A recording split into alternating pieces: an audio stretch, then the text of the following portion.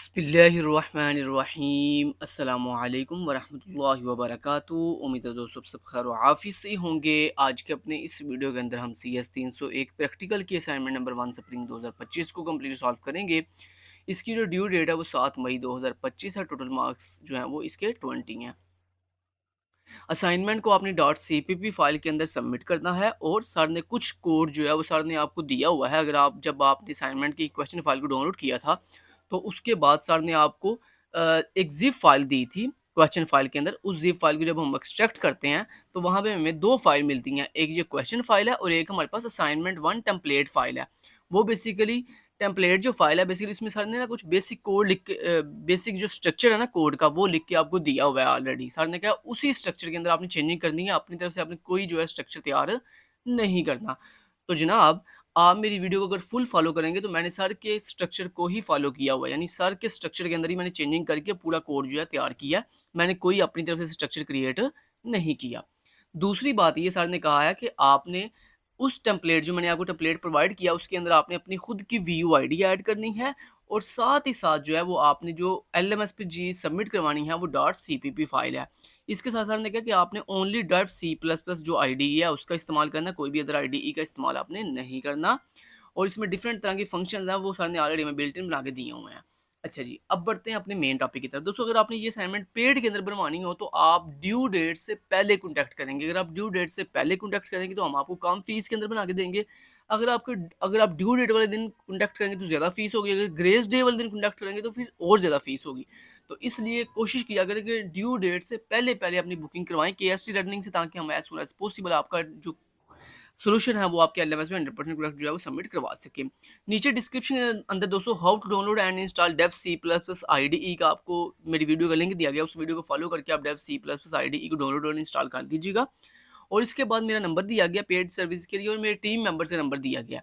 अगर मैं बिजी हूँ तो आप मेरे टीम मेंबर से भी कॉन्टैक्ट कर सकते हैं पेड सर्विस के लिए। हर तरह की पेड सर्विस अवेलेबल है, आप हर तरह की पेड सर्विस के लिए जो है वो कॉन्टैक्ट कर सकते हैं। अच्छा, अब डेव C++ को दोस्तों डाउनलोड करना मैं आपको बता देता हूँ, बाकी इंस्टॉल करना तो वो आपको नीचे डिस्क्रिप्शन के अंदर मेरी वीडियो का लिंक मिल जाएगा, आप मेरी वीडियो को फॉलो करके इंस्टॉल कर सकते हैं। डाउनलोड आपने इस वेबसाइट से करना है। जो ओल्ड वेबसाइट थी ना मेरी उस पे भी वर्किंग हो रही है, वो भी फिलहाल क्लोज है। तो आपने इस मेरी जो वेबसाइट है यहाँ पे आना है। यहाँ पर आने के बाद आपको सिंपली यहाँ पे ऑप्शन मिलेगा सॉफ्टवेयर्स का। आप यहाँ पे सॉफ्टवेयर्स वाले ऑप्शन पे क्लिक करेंगे तो यहाँ पे देखिए लिखा आ रहा है Dev C++ for C plus coding. यहाँ पे क्लिक फॉर डाउनलोड पे आप क्लिक करेंगे तो ये ऑटोमेटिक आपको नेक्स्ट पेज पे ले जाएगा। वहाँ पे डाउनलोड पे क्लिक करेंगे, फिर नेक्स्ट पेज पे लेके जाएगा। वहाँ पर आपने क्या करना है, डाउनलोड एनी वे पे क्लिक करना है तो आपका जो सॉफ्टवेयर है वो डाउनलोड हो जाएगा। उसके बाद दोस्तों आप मेरी वीडियो को फॉलो करके इंस्टॉल कर लीजिएगा। वीडियो का लिंक जो है नीचे डिस्क्रिप्शन पार्ट के अंदर आपको दे दिया गया है। अच्छा जी, अब जनाब आपने इस असाइनमेंट के अंदर जो चीज़ करनी थी वो तो मैंने आपको बता दी है। चलो मेन पॉइंट की तरफ बढ़ते हैं। जब दोस्तों आपके Dev C++ properly download install हो जाएगा तो आपको स्क्रीन के ऊपर इस तरह डेव C++ का आइकन दिखाई देगा। आप सिंपली इसके ऊपर डबल क्लिक करके इसको ओपन कर लीजिएगा। जब आप इसको ओपन करेंगे तो ये बिल्कुल ब्लैंक आपके सामने ओपन होगा। आपने क्या करना है, एक न्यू फाइल ओपन करनी है। न्यू फाइल ओपन करने के लिए यहाँ पे ऊपर फाइल के ऑप्शन पे क्लिक करेंगे, न्यू पे जाएंगे और उसके बाद सोर्स फाइल पे क्लिक करेंगे तो आप देख सकते हो एक न्यू फाइल जो है ओपन हो चुकी है। अब इस न्यू फाइल को हमने सेव करना है। तो सेव करने का तरीका ये होता है कि आप कुछ भी रैंडम से लिखें, रैंडम लिखने के बाद आप सिंपली यहाँ पे फाइल पे क्लिक करें और सेव के बटन पे क्लिक करें। तो ये आपसे पूछ रहा है आपने फाइल कहाँ सेव करनी है। तो मैं आपको रिकमेंड करूंगा आप यहाँ से डेस्कटॉप पे फाइल सेव कर लें। तो यहाँ पे हमने डेस्कटॉप के ऊपर क्लिक किया, उसके बाद यहाँ पे फाइल का नेम सर ने बताया था आपने अपनी VUID के अकॉर्डिंग सेट करना। तो हमने यहाँ पे फाइल का नेम सेट करेंगे, मान लो BC123456789। आपकी जो भी VUID है वो यहाँ पे आप लिख दीजिएगा। उसके बाद यहाँ पे सेव के बटन में क्लिक करेंगे तो हमारी जो फाइल है वो हमारी VUID के साथ सेव हो चुकी है। कहाँ पे, डेस्कटॉप पे जाके। अब ये जो डमी टेक्स्ट लिखा था इसको मैं रिमूव कर देता हूँ। रिमूव करने के बाद अपनी फाइल को कंट्रोलर से अगेन सेव कर लेता हूँ। अच्छा जनाब, अब आपने क्या करना है, अब आपने यहाँ पे दोस्तों कोड लिखना है इस तरह से हैश इंक्लूड, ठीक है, ऐसे कोड लिखना शुरू कर दो। अब मैं कोड आपको सारा दिखा देता हूँ। कोड ये वही है जो सर ने हमें दिया था, मैंने उसमें थोड़ी चेंजिंग की है। तो आप ये कोड जो यहाँ से देखे फटाफट से नोट कर लो। ले जनाब, ये कोड है लाइन नंबर 1 से लेकर फटाफट से लाइन नंबर 24 तक जो कोड आपको दिखाया जा रहा है इसको फटाफट से नोट कर लो। साथ साथ आपको बता भी देता हूँ आयो स्ट्रीम, स्ट्रिंग और CSTD डिफ, ये तीनों बेसिकली हेडर फाइल्स हैं। इनपुट आउटपुट की हेडर फाइल है, ये स्ट्रिंग के लिए यूज़ होती है और ये ना फॉर नाल के लिए यूज़ की जाती है। उसके बाद यूजिंग नेम्स पे स्टैंडर्ड बेसिकली आपकी लाइब्रेरी है। फिर एक बेसिकली आपके पास ये एक नोड क्लास है जो बेसिकली आपकी नोड को हैंडल करेगी। नोड मीन जिसमें आपने रिकॉर्ड स्टोर कर रहे हो, नोड जिसमें आपका रिकॉर्ड जो है यानी वो बॉक्स, वो सेल जिसके अंदर आप अपना रिकॉर्ड स्टोर कर रहे होगे उसको बेसिकली हम यहाँ पे नोड का नाम दे रहे हैं। ठीक है, तो ये नोड क्लास है, इसको फटाफट से आपने जो है नोट कर लेना है। ठीक है जी, नेक्स्ट बढ़ते हैं, आगे आ गए हैं जी हम। और उसके बाद यहाँ पे देखेंगे क्लास है जी, लिंक्ड लिस्ट नाम की क्लास है। बेसिकली ये वो क्लास है जो बेसिकली हमारी लिंक्ड लिस्ट क्रिएट करेगी और उस लिंक्ड लिस्ट के अंदर बेसिकली डिफरेंट तरह की नोड्स होंगी। ठीक है जी, तो इस लिंक्ड लिस्ट क्लास के अंदर बेसिकली हमारे पास एक हेड पॉइंटर है जो कि जो किसको पॉइंट आउट करेगा, हमारी फर्स्ट नोड को पॉइंट आउट करेगा। उसके बाद ये पब्लिक एक्सेस स्पेसिफायर जिसके अंदर हमने अपनी लिंक्ड लिस्ट क्लास का जो है डिफॉल्ट कंस्ट्रक्टर क्रिएट कर दिया और इसके अंदर हमने अपने हेड पॉइंटर को जो है वो नल के बराबर कर दिया। उसके बाद यहाँ पे इंसर्ट फर्स्ट डिजिट नाम का एक फंक्शन है। ये फंक्शन क्या करेगा बेसिकली कि जो भी हमारी डिफ़ॉल्ट लिंक्ड लिस्ट है ना, उसके फर्स्ट के ऊपर एक न्यू नोड ऐड कर देगा जो कि क्या होगी, जिसके अंदर वैल्यू क्या होगी, हमारी VUID का फर्स्ट जो न्यूमेरिक डिजिट है ना, वो इसके अंदर जो है वो जाके स्टोर हो जाएगा।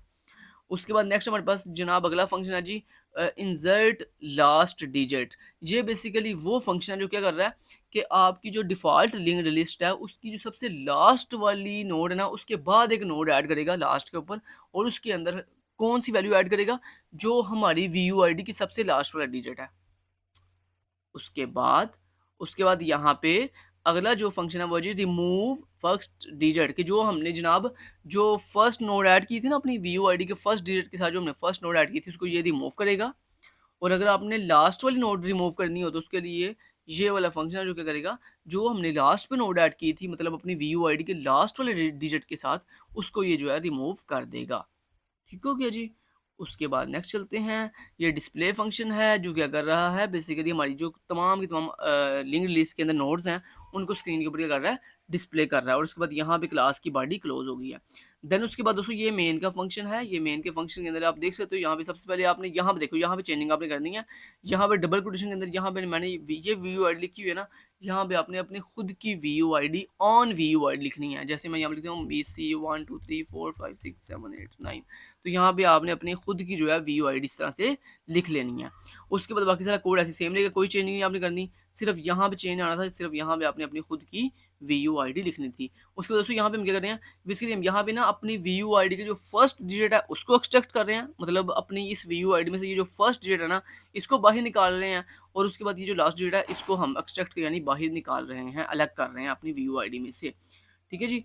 उसके बाद दोस्तों सबसे पहले ये देखें, ये इनिशियलाइज लिस्ट क्या बेसिकली कर रही है, ये जो हमारी मैं कह रहा हूँ ना एक डिफ़ॉल्ट लिंक्ड लिस्ट बनेगी जिसमें पहले से कुछ नोड्स होंगी।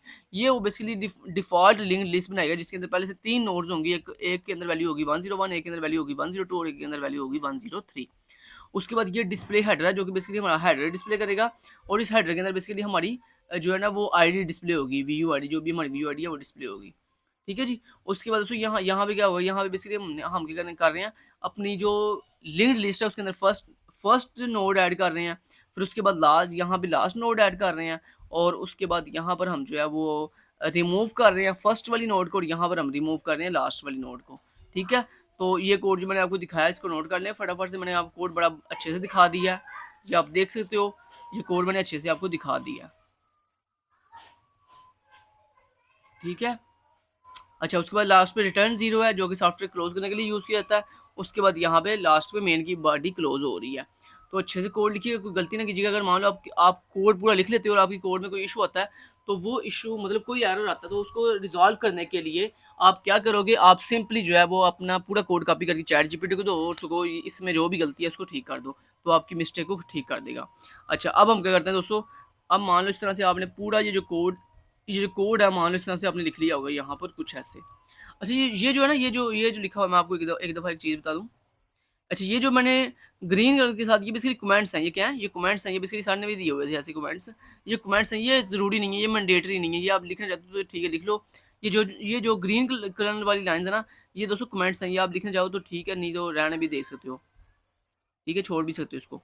अच्छा जी अब हम इसको करते हैं दोस्तों कंपाइल, और यहाँ पे ना एक एरर आएगा। एरर क्या आएगा बेसिकली मैं आपको बताता हूँ।